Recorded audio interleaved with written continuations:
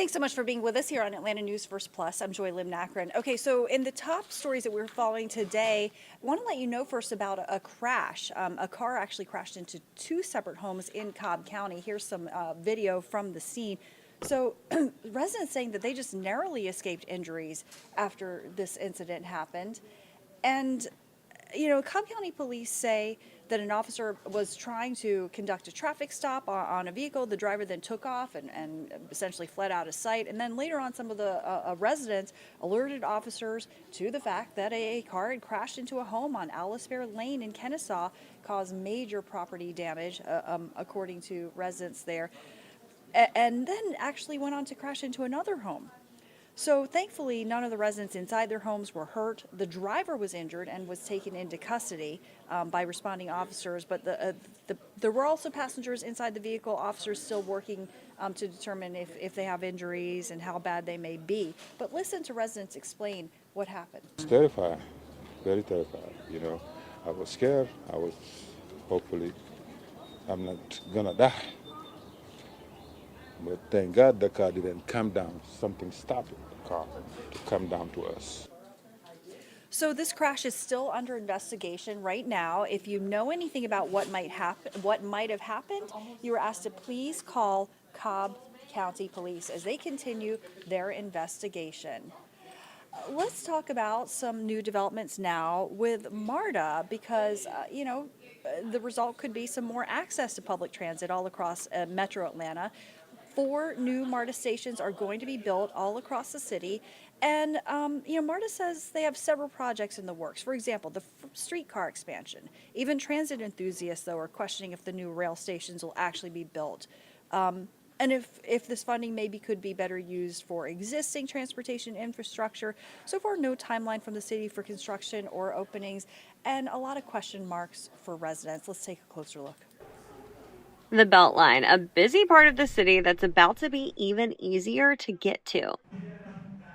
I definitely think it would bring more foot traffic, especially to my end of the Beltline. Krog Street at Hurley Yard is just one of the locations announced for new MARTA stations across the metro. A lot of people that work at Krog and other shops around here, they do catch MARTA, and they either Uber or walk to the Emden Park station. So I think that'd be great. Mayor Andre Dickens naming Joseph E. Boone between Ashby and Bankhead, Murphy Crossing in Oakland City, and Armour Yards in Buckhead as the other new MARTA station locations. So I think they're wonderful locations that can actually begin to tie people to much needed development and also tie people to amenities as well. All the new stations are on existing rail lines. To give equitable access to everyone in the city of Atlanta to a quality transportation system is what we're after. But with so many other MARTA projects planned, like the streetcar expansion, some wonder when these stations will actually be built. These stations may happen in your lifetime, but they won't happen within easily the next, optimistically, they might happen in the next 15 to 20 years. And if the funding could be used on existing transportation infrastructure. Make the buses better, make the currently existing bus rapid transit better, make the streetcar better, instead of making these insane announcements. Madeline Montgomery, Atlanta News First. Yeah, so obviously not everyone is supportive of this new initiative, but certainly a lot of people think it'll help. Okay, let's turn to this other story that is an exclusive, an Atlanta News First exclusive. And I will warn you, it is quite disturbing, the allegations in this piece. So there is an 80-year-old woman who you saw in that video suing Piedmont Hospital in Atlanta, and she is claiming that another patient sexually assaulted her. Well, she and her attorney spoke with Atlanta News First, Carly Barnett, and she has this exclusive story from outside Peachtree Hospital where the alleged crime took place. I have filed a lawsuit. Karen Davis, who is 80 years old, spoke briefly with Atlanta News First from her hospital bed. Because it has negatively affected every aspect of my life. I do not want anyone else to ever go through this cycle. Her attorney, Stephen Leibel, has filed a lawsuit on her behalf against Piedmont Hospital Incorporated, alleging negligence after she was allegedly sexually assaulted while a patient last April. She's currently undergoing treatment for an illness at the location in Fayetteville, which her attorney says is separate from the incident. And Karen suffered significant emotional distress and has had to have counseling as a result. According to the lawsuit, a former Piedmont patient, Richard Miley, was supposed to be discharged 3 days prior to the alleged incident, but staff allowed him to stay. April 16, 2023, the lawsuit says he went into Davis's room, which was 2 doors down from his, and exposed himself. Davis informed the staff, who brought him back to his room. Then he returned to her room the next day and allegedly sexually assaulted her. She was in a private room, and the hospital was informed that this patient, the other patient, had come into her room prior to her being assaulted.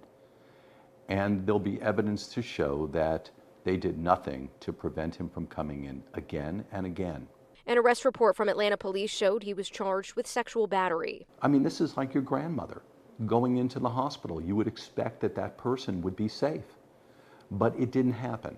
They're asking for damages, including past and future medical expenses and damages for pain and suffering and emotional distress. Hospitals should not be a place where people get hurt. And that's what this case is all about. My client deserved better. People deserve to be protected when they're supposed to be in a safe space. And of course, we're going to keep following this story. I mean, this is the victim that we're talking about here in this Atlanta News First exclusive, 80 years old. We're going to keep following the latest there, and we'll keep you up to date with all the developments that come out of that. Okay, I want to turn to another story that we're following, kind of a snake warning for you, because it apparently is that time of year when, you know, these animals are more active. Officials say snake season in Georgia can last from now until October. They say if you do come across any kind of snake, do not attempt to handle it. I regret that I need to say that, but I think I do need to say that. Do not try to handle the snake. Don't try to pick it up or touch it. Give it space. Try to identify it from a distance. If you find out that the snake is posing any type of threat, you can always call wildlife specialists. You can call animal control. Under Georgia law, though, I do want to let you know it is illegal to kill a snake that is non-venomous. There are only There seven. are a lot of bites. You know, there's 3 to 5. So there are only 7 known venomous snakes that are native to Georgia. So the odds of actually being bitten by a snake that is venomous are fairly slim. Here's a reaction from an expert. There are a lot of bites. You know, there's 3,000 to 5,000 bites a year in the U.S. as a whole. Maybe a couple hundred of those in Georgia. But in terms of fatalities, it's like 3 or 4 a year on average for the whole country. So the bottom line is when it's likely not venomous, you know, just use caution around any unidentified snake because you never know. And if you're in doubt, you can always call wildlife officials or call animal control. Don't risk that. Okay, let's talk about the beautiful weather and this annual tradition, the Dogwood Festival. So it actually started a short time ago, this springtime Atlanta tradition in Midtown. Atlanta News First reporter Rebecca Schramm has been at the Dogwood Festival today at Piedmont Park. It's a very popular 3-day festival in our city. Gates just opened at noon. Let's take a look.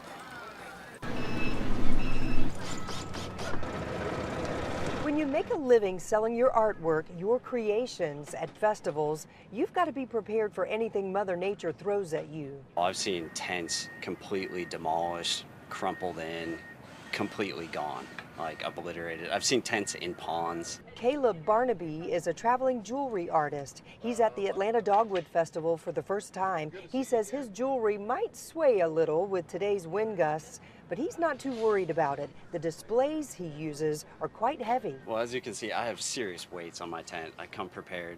This festival has had its share of wacky weather. Executive Director Brian Hill remembers one year it snowed. In April, we got up on a Saturday morning and we come out and we look up and we go, We've got rain insurance, but we certainly don't have snow insurance. We're just amazed. This weekend, lots of sunshine is expected. The popular Kids Village is back, all the food stations you can imagine, and we'll see a variety of musical performances, including a special one Saturday night. Changes in attitude, nothing remains quite the same. Because of the passing of Jimmy Buffett, we've got the official oldest running Jimmy Buffett tribute band that was actually authorized by Jimmy Buffett himself. And it's going to be Atlanta Readaville. And you can stay up to date with the latest forecast for that on our free mobile news app. Have a great day.